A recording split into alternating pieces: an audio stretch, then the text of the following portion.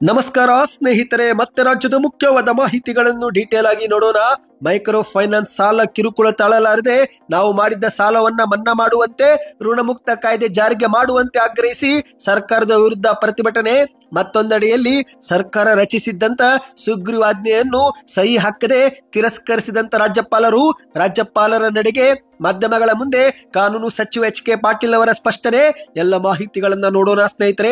ಮತ್ತೊಂದೆಡೆಯಲ್ಲಿ ನವದೆಹಲಿಯ ಚುನಾವಣೆಯಲ್ಲಿ ಬಿಜೆಪಿ ಮುನ್ನಡೆ ಸಾಧಿಸಿದ್ದು, ಈ ಒಂದು ಹಿಂದೆ ಮೋದಿ ಇನ್ನೊಂದು ಜನ್ಮ ಎತ್ತಬೇಕು ಎಂದಿದ್ದಂತ ಅರವಿಂದ್ ಕೇಜ್ರಿವಾಲ್ ಅವರಿಗೆ ಹೀನಾಯ ಸೋಲಾಗಿದೆ.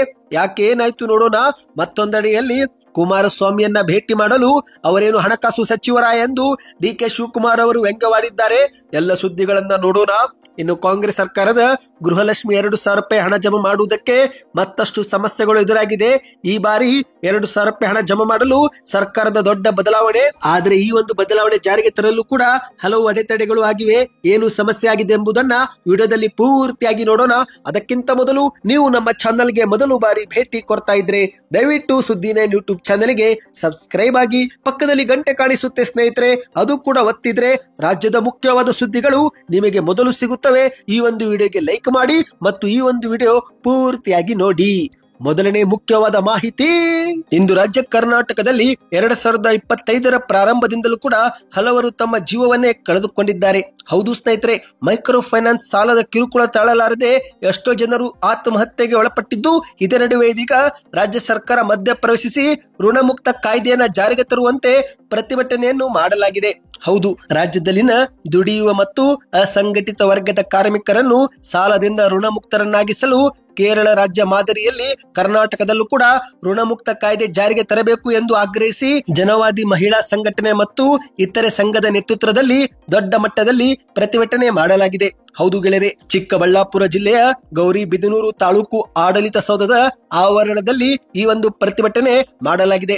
ಪ್ರತಿಭಟನೆಯಲ್ಲಿ ಹಣಕಾಸು ಸಂಸ್ಥೆಗಳು ಸಾಲಗಾರರ ಮೇಲೆ ನಡೆಸುತ್ತಿರುವ ದಬ್ಬಾಳಿಕೆಯನ್ನ ಖಂಡಿಸಲಾಗಿದೆ. ಇದೇ ನಡುವೆ ಜಿಲ್ಲಾ ಪ್ರಧಾನ ಕಾರ್ಯದರ್ಶಿ ಸಿದ್ದಗಂಗಪ್ಪ ಎನ್ನುವರು ಮಾತನಾಡಿದ್ದು, ಇಂದು ಕೇವಲ ಚಿಕ್ಕಬಳ್ಳಾಪುರ ನಗರ ಮಾತ್ರವಲ್ಲದೆ ರಾಜ್ಯದ ಅನೇಕ ಜಿಲ್ಲೆಗಳಲ್ಲಿ ಅನೇಕ ಕಿರು ಹಣಕಾಸು ಸಂಸ್ಥೆಗಳು ಆರ್ಬಿಐ ನಿಯಮ ಉಲ್ಲಂಘಿಸಿ ಕಾರ್ಯ ಮಾಡುತ್ತಿವೆ. ಈ ಹಣಕಾಸು ಸಂಸ್ಥೆಗಳ ಅಸಲಿಯತ್ತನ್ನು ಅಧಿಕಾರಿಗಳು ಪರಿಶೀಲಿಸುತ್ತಿಲ್ಲ. ಇಂದು ಸಾಲ ವಸೂಲಿ ಮಾಡುವವರು ಪ್ರತಿ ವಾರ ಮನೆಗೆ ಬಂದು ಬಲವಂತದ ವಸೂಲಾತಿ, ಸಾರ್ವಜನಿಕರ ಮುಂದೆನೆ ಅವಮಾನ ಮಾಡುವುದು, ಇಂತಹ ಹಲವು ಅವಮಾನೀಯವಾಗಿ ಕೆಲಸ ಮಾಡ್ತಿದ್ದಾರೆ.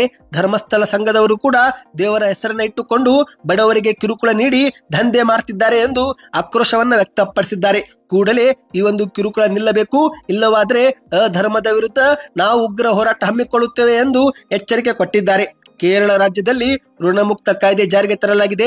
ಅದೇ ರೀತಿ ರಾಜ್ಯದಲ್ಲೂ ಕೂಡ ಕೇಂದ್ರ ಸರ್ಕಾರ ಮಧ್ಯಪ್ರವೇಶಿಸಿ ಎಲ್ಲ ಸಂಘಗಳ ಸಾಲವನ್ನ ಮನ್ನಾ ಮಾಡಿ ಒಂದು ಬಾರಿ ಋಣಮುಕ್ತರನ್ನಾಗಿ ಮಾಡಬೇಕು ಎಂದು ಸೂಚನೆ ಕೊಟ್ಟಿದ್ದಾರೆ ಸ್ನೇಹಿತರೆ. ಇನ್ನು ಇದೊಂದು ಕಡೆ ಆದರೆ ಈಗ ಕರ್ನಾಟಕ ಸರ್ಕಾರ ರಚಿಸಿದ್ದಂತ ಸುಗ್ರೀವಾಜ್ಞೆಯನ್ನು ರಾಜ್ಯಪಾಲರು ಸಹಿ ಹಾಕದೆ ತಿರಸ್ಕರಿಸಿದ್ದಾರೆ. ಹೌದು ಗೆಳೆಯರೆ, ಇದೀಗ ರಾಜ್ಯದ ಕಾಂಗ್ರೆಸ್ ಸರ್ಕಾರವು ಕೂಡ ಮೈಕ್ರೋ ಫೈನಾನ್ಸ್ ದಬ್ಬಾಳಿಕೆಗೆ ಕಡಿವಾಣ ಹಾಕಲು ಸುಗ್ರೀವಾಜ್ಞೆಯನ್ನ ರೆಡಿ ಮಾಡಿತ್ತು.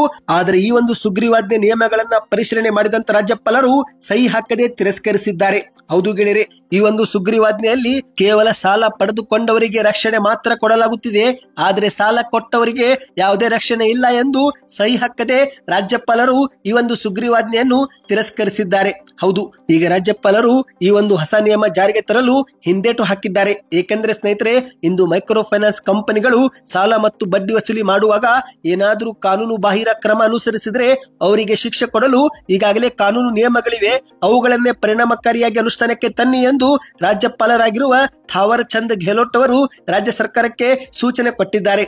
ಈ ಮೂಲಕ ಈ ಹೊಸ ಕಠಿಣ ನಿಯಮವನ್ನ ಜಾರಿಗೆ ತರಲು ರಾಜ್ಯಪಾಲರು ಬೇಡ ಅಂದಿದ್ದಾರೆ. ಹೌದು, ಕರ್ನಾಟಕದ ಸರ್ಕಾರದ ಮೈಕ್ರೋ ಫೈನಾನ್ಸ್ ಸುಗ್ರೀವಾಜ್ಞೆ 2025ಕ್ಕೆ ಅಂಕಿತ ಹಾಕದೆ ವಾಪಸ್ ಕಳುಹಿಸಿ ಸುದೀರ್ಘ ಪತ್ರದಲ್ಲಿ ರಾಜ್ಯಪಾಲರು ಈ ಒಂದು ಅಂಶವನ್ನ ಉಲ್ಲೇಖಿಸಿದ್ದಾರೆ.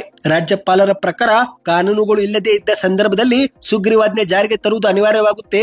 ಆದ್ರೆ ಇಲ್ಲಿ ಮೊದಲೇ ಕಾನೂನು ನಿಯಮಗಳಿವೆ, ಅವುಗಳನ್ನೇ ನೀವು ಪರಿಣಾಮಕಾರಿಯಾಗಿ ಜಾರಿಗೆ ತನ್ನಿ ಎಂದಿದ್ದಾರೆ. ಇನ್ನು ನೀವು ತಯಾರು ಮಾಡಿದ್ದಂತ ಈ ಒಂದು ಸುಗ್ರೀವಾಜ್ಞೆಯಲ್ಲಿ ಎಲ್ಲ ಅಂಶಗಳನ್ನ ಪರಿಶೀಲನೆ ಮಾಡಿದ ಬಳಿಕ ಕೇವಲ ಸಾಲ ಪಡೆದುಕೊಂಡವರಿಗೆ ಮಾತ್ರ ರಕ್ಷಣೆ ಸಿಗ್ತಾ ಇದೆ, ಆದ್ರೆ ಸಾಲ ನೀಡಿದವರಿಗೆ ಯಾವುದೇ ರಕ್ಷಣೆ ಇಲ್ಲ ಎಂದು ಸೂಚನೆ ಕೊಟ್ಟಿದ್ದಾರೆ. ಈ ಮೂಲಕ ರಾಜ್ಯ ಸರ್ಕಾರ ಸಾಲ ಕೊಟ್ಟವರ ಹಿತ ಕಾಪಾಡಲು ಕೂಡ ಕಾನೂನು ತರಬೇಕು ಎಂದು ಸ್ಪಷ್ಟಪಡಿಸಿದ್ದಾರೆ. ಇನ್ನು ಇದೊಂದು ಕಡೆ ಆದರೆ ಮತ್ತೊಂದೆಡೆಯಲ್ಲಿ ಇದೇ ವಿಚಾರಕ್ಕೆ ಕಾನೂನು ಸಚಿವರಾಗಿರುವ ಎಚ್.ಕೆ. ಪಾಟೀಲ್ ಅವರು ಕೂಡ ಪ್ರತಿಕ್ರಿಯೆ ಕೊಟ್ಟಿದ್ದಾರೆ. ಹೌದು ಗೆಳೆಯರೆ, ಸುದ್ದಿಗಾರರ ಮುಂದೆ ಮಾತನಾಡಿದಂತೆ ಎಚ್.ಕೆ. ಪಾಟೀಲ್ ಅವರು ಸಾಲ ವಸೂಲಾತಿಗೆ ಕಾನೂನು ಬಾಹಿರ ಕ್ರಮ ತೆಗೆದುಕೊಳ್ಳುವುದು, ಹಿಂಸೆ ಮಾಡುವುದು ಮತ್ತು ಇನ್ನೊಬ್ಬರ ಮೇಲೆ ಒತ್ತಡ ಹೇರುವುದು ಎಲ್ಲವೂ ಕೂಡ ಕಿರುಕುಳ ಎಂದೇ ಪರಿಗಣಿಸಲಾಗುತ್ತೆ. ಇದೇ ಒಂದು ಕಿರುಕುಳವನ್ನ ತಡೆಯಲು ನಾವು ಸುಗ್ರೀವಾಜ್ಞೆಯನ್ನ ಪ್ರಸ್ತಾಪಿಸಿದ್ದೆವು. ಆದರೆ ರಾಜ್ಯಪಾಲ ಥಾವರ್ ಚಂದ್ ಗೆಹ್ಲೋಟ್ ಅವರು ಈ ಒಂದು ಸುಗ್ರೀವಾಜ್ಞೆಗೆ ಅಂಕಿತ ಹಾಕದೆ ಸದ್ಯಕ್ಕೆ ವಾಪಸ್ ಕಳುಹಿಸಿದ್ದಾರೆ. ಈ ಬಗ್ಗೆ ನಾವು ಮತ್ತೊಮ್ಮೆ ಪರಿಶೀಲಿಸುತ್ತೇವೆ.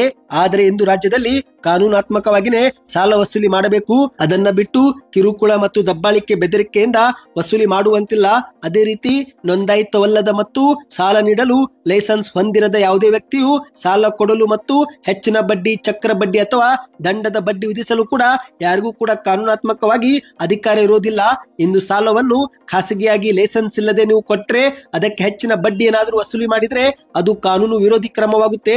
ಅಂತಹ ಸಾಲವು ವಸೂಲಿಗೆ ಅರ್ಹವೂ ಅಲ್ಲ, ಯೋಗ್ಯವೂ ಅಲ್ಲ ಎಂದು ಎಚ್.ಕೆ. ಪಾಟೀಲ್ ಅವರು ತಿಳಿಸಿದ್ದಾರೆ. ಹೌದು ಸ್ನೇಹಿತರೆ, ಇದರ ಅರ್ಥ ನೋಂದಾಯಿತವಲ್ಲದ ಮತ್ತು ಸಾಲ ನೀಡಲು ಲೈಸೆನ್ಸ್ ಇಲ್ಲದಿದ್ದರೂ ಕೂಡ ಸಾಲವನ್ನು ನೀಡಿದ್ರೆ ಅಂತಹ ಸಂಸ್ಥೆಯು ಸಾಲ ವಸೂಲಿ ಮಾಡುವಂತಿಲ್ಲ ಎಂದು ಎಚ್.ಕೆ. ಪಾಟೀಲ್ ಅವರು ಸೂಚನೆ ಕೊಟ್ಟಿದ್ದಾರೆ. ಇದಕ್ಕೆ ನಿಮ್ಮ ಅನಿಸಿಕೆಯನ್ನು ನೀವು ಕಮೆಂಟ್ ಮಾಡಿ ಸ್ನೇಹಿತರೆ. ಇನ್ನಿದೀಗ ಮತ್ತೊಂದು ಮುಖ್ಯವಾದ ಮಾಹಿತಿಗೆ ಹೋಗೋಣ. ಈ ಒಂದು ಹಿಂದೆ ಅರವಿಂದ್ ಕೇಜ್ರಿವಾಲ್ ಅವರು ಪ್ರಧಾನಿ ಮೋದಿ ಅವರು ದೆಹಲಿಯಲ್ಲಿ ಅಧಿಕಾರಕ್ಕೆ ಹಿಡಿಬೇಕಂದ್ರೆ ಮತ್ತೊಂದು ಜನ್ಮ ಎತ್ತಿ ಬರಬೇಕು, 2050ರವರೆಗೆ ನಾವೇ ದೆಹಲಿಯಲ್ಲಿ ಅಧಿಕಾರಕ್ಕೆ ಇರುತ್ತೇವೆ ಎಂದು ವೇದಿಕೆ ಮೇಲೆ ಭಾಷಣವನ್ನ ಮಾಡಿದ್ರು.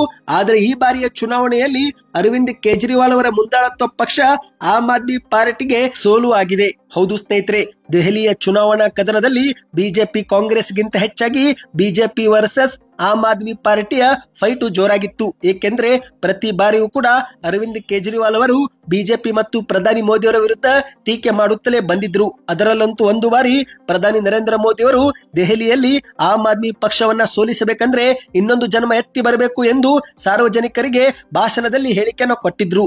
ಆದರೆ ಇದೀಗ ಅರವಿಂದ್ ಕೇಜ್ರಿವಾಲ್ ಅವರ ಎಲ್ಲ ಹೇಳಿಕೆಗೆ ತಿರುಗೇಟು ಎನ್ನುವಂತೆ 27 ವರ್ಷಗಳ ಬಳಿಕ ದೆಹಲಿಯಲ್ಲಿ ಬಿಜೆಪಿ ಅಧಿಕಾರ ಹಿಡಿಯುವಲ್ಲಿ ಯಶಸ್ವಿಯಾಗಿದೆ ಸ್ನೇಹಿತರೆ. ಅಂದಹಾಗೆ ಈ ಬಾರಿ ಬಿಜೆಪಿಯು ಕೂಡ ಕಾಂಗ್ರೆಸ್ ತರಹದ ಗ್ಯಾರಂಟಿ ಯೋಜನೆಗಳನ್ನ ಘೋಷಣೆಯೂ ಕೂಡ ಮಾಡಿದೆ. ಹೌದು, ಅಧಿಕಾರಕ್ಕೆ ಬಂದ್ರೆ ಮಹಿಳೆಯರಿಗೆ ತಿಂಗಳಿಗೆ 2,500, ಗರ್ಭಿಣಿ ಮಹಿಳೆಯರಿಗೆ 21,000, ಉಚಿತವಾದ LPG ಗ್ಯಾಸ್ ಸೇರಿದಂತೆ ಹಲವು ಭರ್ಜರಿ ಘೋಷಣೆಗಳನ್ನ ಮಾಡಿದೆ. ಅಂದಹಾಗೆ ಇತ್ತೀಚಿನ ಬಜೆಟ್ ನಲ್ಲೂ ಕೂಡ ಆದಾಯ ತೆರಿಗೆಯನ್ನು 12 ಲಕ್ಷವರೆಗಿನ ಆದಾಯಕ್ಕೆ ಇನ್ನು ಮುಂದೆ ಕಟ್ಟುವಂತಿಲ್ಲ ಎಂದು ಘೋಷಣೆಯೂ ಕೂಡ ಮಾಡಿದ್ದು, ಈ ಎಲ್ಲ ಘೋಷಣೆಗಳಿಂದ ಬಿಜೆಪಿಗೆ ಈ ಬಾರಿ ಮುನ್ನಡೆ ಆಗಿದೆ ಸ್ನೇಹಿತರೆ. ಇದಕ್ಕೆ ನಿಮ್ಮ ಅನಿಸಿಕೆಯನ್ನು ನೀವು ಕಮೆಂಟ್ ಮಾಡಿ. ಇನ್ನಿದೀಗ ಮತ್ತೊಂದು ಮುಖ್ಯವಾದ ಮಾಹಿತಿಗೆ ಹೋಗೋಣ. ಕುಮಾರಸ್ವಾಮಿಗೆ ಭೇಟಿ ಮಾಡಲು ಅವರೇನು ವಿತ್ತ ಸಚಿವರೇ ಎಂದು ಡಿ.ಕೆ. ಶಿವಕುಮಾರ್ ಅವರು ಕನಕಪುರದಲ್ಲಿ ವ್ಯಂಗ್ಯವಾಡಿದ್ದಾರೆ. ಹೌದು, ಈ ಒಂದು ಹಿಂದೆ ಎಚ್.ಡಿ. ಕುಮಾರಸ್ವಾಮಿ ಅವರು ನಮ್ಮ ಕರ್ನಾಟಕದ ಕಾಂಗ್ರೆಸ್ ನಾಯಕರು ಆಂಧ್ರ ಪ್ರದೇಶ, ತಮಿಳುನಾಡು ನೋಡಿ ಕಲಿಬೇಕು. ಅವರೆಲ್ಲರೂ ಕೂಡ ಕೇಂದ್ರ ಸಚಿವರೊಂದಿಗೆ ಮಾತನಾಡಿ ತಮ್ಮ ತಮ್ಮ ರಾಜ್ಯಕ್ಕೆ ಬೇಕಾಗಿರುವ ಅಗತ್ಯ ಕೆಲಸವನ್ನ ಮಾಡಿಕೊಳ್ಳುತ್ತಿದ್ದಾರೆ. ಆದರೆ ಕರ್ನಾಟಕದ ಕಾಂಗ್ರೆಸ್ ನಾಯಕರು ಒಬ್ಬರು ನನ್ನನ್ನ ಭೇಟಿ ಆಗಿಲ್ಲ ಎಂದು ಎಚ್.ಡಿ. ಕುಮಾರಸ್ವಾಮಿ ಅವರು ಹೇಳಿಕೆಯನ್ನು ಕೊಟ್ಟಿದ್ರು. ಇದೇ ಒಂದು ಹೇಳಿಕೆಗೆ ಡಿ.ಕೆ. ಶಿವಕುಮಾರ್ ಅವರು ಈಗ ವ್ಯಂಗ್ಯವಾಡಿದ್ದಾರೆ. ಕುಮಾರಸ್ವಾಮಿಯರನ್ನ ಭೇಟಿ ಮಾಡಲು ಅವರೇನು ಹಣಕಾಸು ಸಚಿವರೇ ಎಂದು ಮಾಧ್ಯಮಗಳ ಮುಂದೆ ವ್ಯಂಗ್ಯವಾಡಿದ್ದಾರೆ. ಸುದ್ದಿಗಾರರ ಮುಂದೆ ಕನಕಪುರದಲ್ಲಿ ಮಾತನಾಡಿರುವಂತಹ ಡಿ.ಕೆ. ಶಿವಕುಮಾರ್ ಅವರು, ಮಿಸ್ಟರ್ ಕುಮಾರಸ್ವಾಮಿ, ನಿಮಗೆ ಜವಾಬ್ದಾರಿ ಅನ್ನೋದು ಇಲ್ಲವೇ? ಸಚಿವರು ನಿಮ್ಮ ಜೊತೆ ಬಂದು ಚರ್ಚೆ ಮಾಡಬೇಕೆ? ಈ ರಾಜ್ಯಕ್ಕೆ ಬೇಕಾಗಿರುವ ಅನುದಾನ ಕೊಡಬೇಕೆನ್ನುವುದು ನಿಮಗೆ ಜವಾಬ್ದಾರಿ ಇಲ್ಲವೇ ಎಂದು ಪ್ರಶ್ನೆ ಮಾಡಿದ್ದಾರೆ.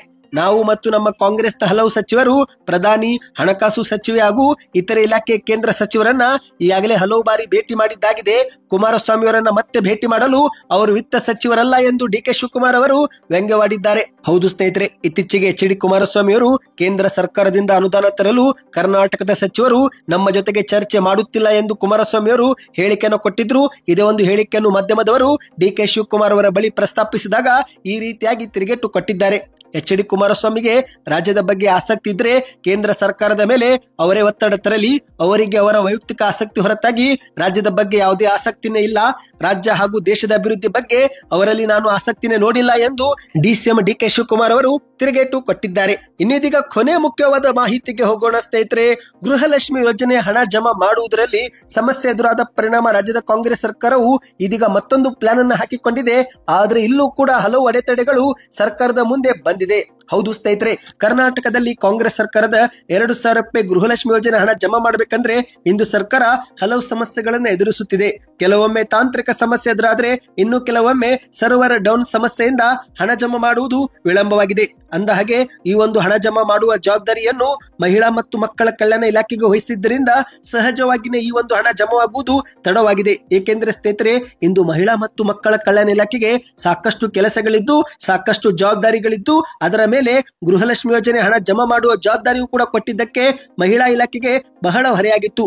ಹಾಗಾಗಿ ಸರ್ಕಾರ ಇದನ್ನು ತಪ್ಪಿಸಲು ಇದೀಗ ಈ ಒಂದು ಯೋಜನೆ ಹಣವನ್ನು ತಾಲೂಕು ಪಂಚಾಯಿತಿಗೆ ನೀಡಲು ಮುಂದಾಗಿದೆ. ಹೌದು, ಇಂದು ತಾಲೂಕು ಪಂಚಾಯಿತಿಗಳು ಫಲಾನುಭವಿಗಳೊಂದಿಗೆ ನೇರ ಸಂಪರ್ಕ ಹೊಂದಿದ್ದು ಹಾಗಾಗಿ ಹಣ ವಿತರಣೆ ಇನ್ನಷ್ಟು ತ್ವರಿತವಾಗಬಹುದು ಎಂಬ ಕಾರಣಕ್ಕೆ ಇನ್ನು ಮುಂದೆ ಸರ್ಕಾರ ತಾಲೂಕು ಪಂಚಾಯತ್ ಇಲಾಖೆಗೆ ಹಣ ಬಿಡುಗಡೆ ಮಾಡಲು ಮುಂದಾಗಿದೆ. ಇದರಿಂದ ಮಹಿಳಾ ಇಲಾಖೆಯ ನಿರ್ದೇಶಕರಿಗೆ ಸ್ವಲ್ಪ ಹೊರೆ ಕಡಿಮೆ ಆಗುತ್ತೆ. ಅಂದಹಾಗೆ ಸ್ನೇಹಿತರೆ, ಈ ಒಂದು ಹೊಸ ನಿಯಮ ಜಾರಿಗೆ ತರಲು ಕೂಡ ಈಗ ಸರ್ಕಾರಕ್ಕೆ ಕೆಲವು ಸವಾಲುಗಳು ಮುಂದಾಗಿವೆ. ಹೌದು, ತಾಲೂಕು ಮಟ್ಟದಲ್ಲಿ ಹಣ ವಿತರಣೆ ಮಾಡಿದ್ರೆ ಅಕ್ರಮಗಳಿಗೆ ದಾರಿ ಮಾಡಿಕೊಡಬಹುದು ಎಂಬ ಭಯವಿದೆ. ಈ ಒಂದು ಹಣ ಬೇರೆಯವರ ಪಾಲಾಗಬಹುದು ಎಂಬ ಒಂದು ಆತಂಕವಿದೆ. ಹಾಗಾಗಿ ಸರ್ಕಾರ ಯಾವ ರೀತಿ ಈ ಒಂದು ಹಣವನ್ನು ನಿಭಾಯಿಸಬೇಕೆಂಬ ಕುರಿತಂತೆ ಪ್ರಶ್ನೆಯಲ್ಲಿ ಮುಳುಗಿದೆ.